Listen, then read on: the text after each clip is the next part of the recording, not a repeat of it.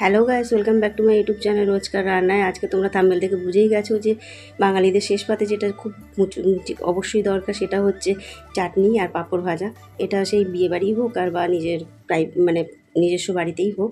তো যাই হোক, আমি দুটো আমের চাটনি মানে দুটো আম কাঁচা আম কেটে নিয়েছি। তো স্লাইস স্লাইস করে কেটে নিয়েছি। কেটে নিয়ে এবার 1 কাপ জল বসিয়ে দিয়েছি সসপ্যানে।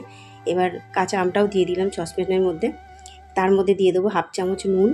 এবার তোমরা যদি হয়তো বেশি চাটনি করতে পারো, তোমরা পরিমাণটা বাড়াতে পারো, জলটা একটু বেশি দেবে আর আমটা তো বেশি অবশ্যই লাগবে, চিনিও বেশি লাগবে, সব কিছুর পরিমাণটা বেশিই লাগবে। তো আমি যেহেতু দুটো আমের করেছি সেহেতু আমার সব কিছু একটু কম লেগেছে। আর আমরা অতটা মিষ্টি মানে খাই না। তো যাই হোক, আগে খেতাম, এখন খাই না। তো বাবলস দেখো, জলটা ফুটে বাবলসগুলো দেখা মানে খুব সুন্দরভাবে ফুটে উঠেছে। আর ফুটে যাওয়ার পর এবার আমি যখন আমটা একটু সেদ্ধ হয়ে যাবে, হাত চামচ দিয়ে থেতো করে নেবো, যাতে একটু গালিয়ে নেবো। গালিয়ে নিলে কী হয়, বেশ থিক টাইপের হয়, ভালো হয়। তো এরপর আমি পরিমাণ মতো ছোটো বাটি 1 বাটি চিনি দিয়ে দিলাম। এবার তোমরা যে যেমন মিষ্টি খাবে সেরকমভাবে মিষ্টি দেবে। আমি পরিমাণটা একটু কমই দিয়েছি, আরও মিষ্টি লাগবে, আমি পরিমাণটা কম দিয়েছি। এরপরে দিয়ে দিলাম কাজু আর কিশমিশ। কাজু কিশমিশ দিলে টেস্টিটাও খুব ভালো লাগে আর ভালোও লাগে খেতে, মুখে ভালো লাগে। বিয়েবাড়িতে যখন খাও তখন অবশ্যই তোমাদের খুব ভালো লাগে।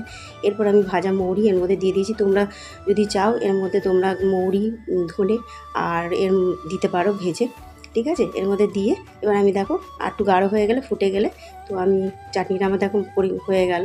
তো আমাদের গরমকালে ভীষণ এটা দরকার লাগে এই চাটনিটা। এখন তো আম একেবারে বাজারে অ্যাভেলেবেল। তো হয়ে গেল আমার দেখো চাটনি আর পাঁপড়, বাঙালিদের শেষ পাতের খাবার শুদ্ধি।